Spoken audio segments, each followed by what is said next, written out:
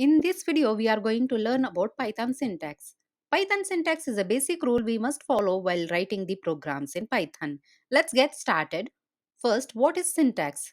In any programming language, syntax is a grammar in a language. It defines how we write commands so that computer understands and runs them properly. If we break these rules, Python will show us an error. Let us see an example. Let's start with a simple example, printing text. Print hello world. Here print is a function that displays a message on the screen. We must use parentheses and quotes around the text.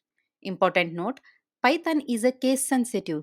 So print hello will give an error because print with the capital P doesn't exist.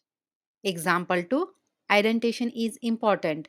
In Python, indentation spaces at the beginning of the line is mandatory to define blocks of code. Example with if condition. If phi is greater than 2, print phi is greater than 2. Notice that after if statement, the next line is indented. By default, we use 4 spaces for indentation. If you don't ident properly, Python will give an indentation error. Third example, comments. We can add comments in our Python code to explain what we are doing. Python ignores comments when running the program. For example, this is a line comment. Print learning Python syntax. A single line comment starts with hash. For multi-line comment, we can use triple quotes. Here, this is a multi-line comment in Python. Print Python is awesome. Example 4, variables.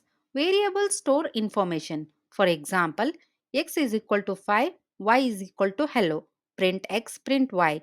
In Python, you don't need to declare the type like int, string before using variables.